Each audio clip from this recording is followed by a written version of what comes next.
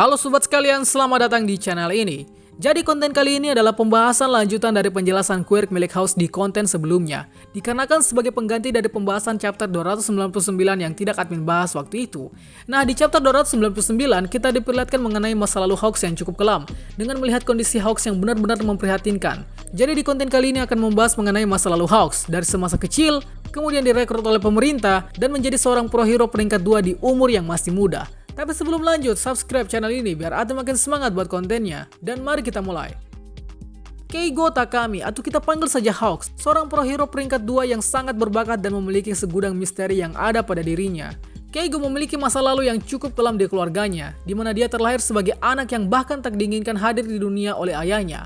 Keigo lahir di Kyushu, tepatnya di Fukuoka, Jepang. Di kota itu, dia tumbuh besar menjadi seorang anak yang tak mengenal dunia luar. Keigo kecil sejak dulu tinggal bersama kedua orang tuanya yang adalah Tamao dan juga Takami. Kedua orang tuanya memiliki quirk, di mana quirk untuk ayahnya adalah sayap yang terdapat di lengannya, dan ibunya yang memiliki quirk sepasang bola mata tambahan yang melayang di sekitarnya. Keigo adalah seorang anak yang terus mengalami penyiksaan oleh ayahnya, dikarenakan ayahnya adalah seorang kriminal dan menjadi buronan pemerintah. Alhasil ketika bersama ayahnya, Keigo hanya berakhir dipukul habis-habisan.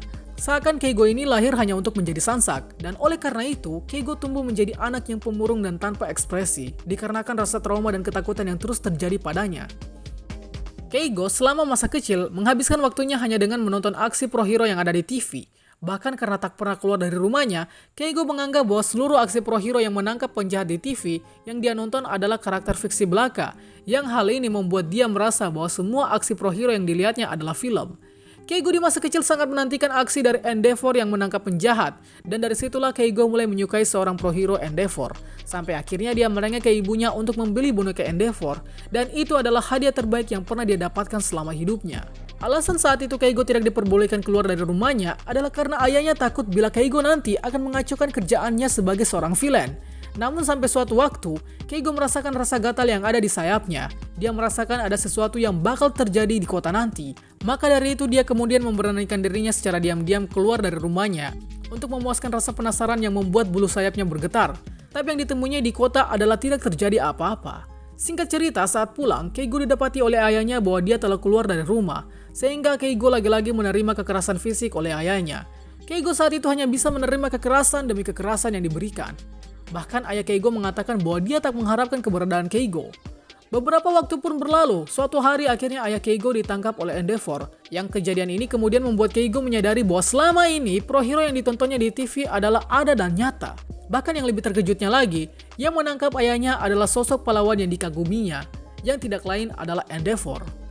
Kejadian ini kemudian membuat Keigo dan ibunya harus meninggalkan rumah, karena ditakutkan suatu saat bisa saja mereka juga akan ditangkap, karena ibu Keigo juga diketahui dalam menyembunyikan Takami atau ayah Keigo dari incaran pemerintah. Pada akhirnya, Keigo dan ibunya menjadi gelandangan di pinggiran kota, menghadapi kehidupan yang keras sebagai anak jalanan dan gelandangan di negara yang sangat maju dan dipenuhi banyak pro hero. Keigo di masa pertumbuhan itu sudah diberi tanggung jawab oleh ibunya untuk mencari uang dengan berbagai cara apapun demi kelangsungan hidup mereka. Keigo kemudian mengatakan ke ibunya bahwa dia harus melaporkannya ke polisi agar hidupnya dapat diperhatikan oleh pemerintah. Namun, ibunya menolak dengan alasan bahwa polisi sudah memberinya uang. Entah bagaimana konsepnya, akan tetapi hal ini membuat ibu Keigo marah pada Keigo. Ibu Keigo kemudian menyuruh Keigo agar memanfaatkan sayapnya yang dianggap oleh ibunya adalah hal yang merepotkan dan tak berguna. Mendengar ucapan tersebut, Keigo marah dan mulai berlatih untuk menggunakan sayapnya sebaik mungkin. Singkat cerita, setelah beberapa waktu berselang, akibat ucapan menyinggung dari ibu Keigo tadi, Keigo mulai melakukan aksi menyelamatkan orang lain di luar sana. Bisa dibilang di umur yang masih belia, dia sudah melakukan aksi vigilante untuk menyelamatkan orang lain. Sampai di suatu waktu, akhirnya membuat Keigo diincar oleh pemerintah. Dikarenakan aksi heroiknya yang telah menyelamatkan banyak nyawa di luar sana. Hal ini karena di suatu insiden terakhir, Keigo berhasil menyelamatkan seluruh nyawa pada saat terjadi kecelakaan yang sangat kecil kemungkinan untuk selamat. Aksi Keigo membuat banyak orang terkejut dan mencari tahu siapa itu Keigo. Karena pada saat yang sangat dibutuhkan, yang menyelamatkan nyawa mereka bukanlah seorang pro hero, melainkan Keigo seorang. Akhirnya dari sini Keigo diincar oleh pemerintah untuk dilatih menjadi seorang pro hero. Komisi Penyelamatan Hero kemudian berhasil menemui Keigo dan ibunya. Lalu kemudian mereka menawarkan suatu perjanjian ke ibu Keigo agar Keigo mau direkrut untuk menjadi bagian dari program pelatihan di Komisi Penyelamatan atau pemerintah.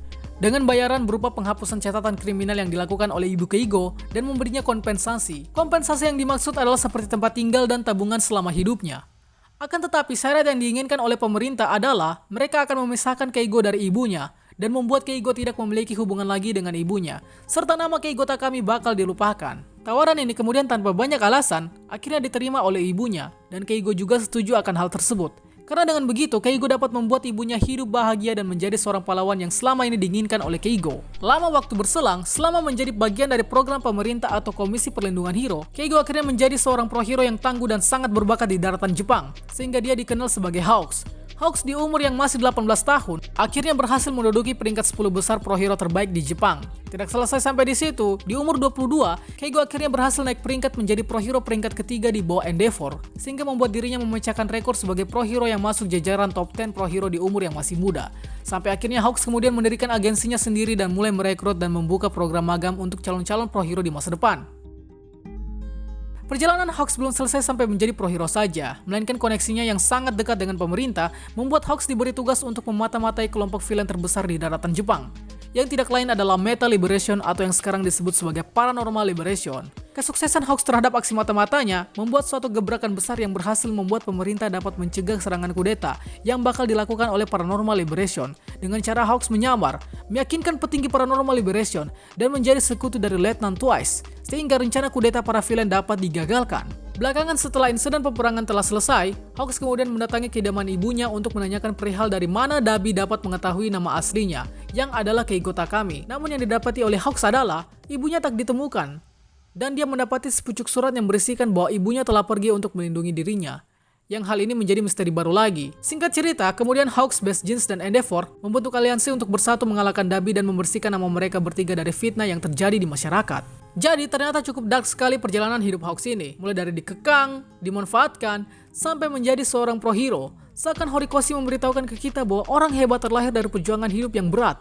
Oh iya, mungkin akan ada revisi bila nanti chapter kedepannya di masa depan backstory Hawks ini ditambah lagi.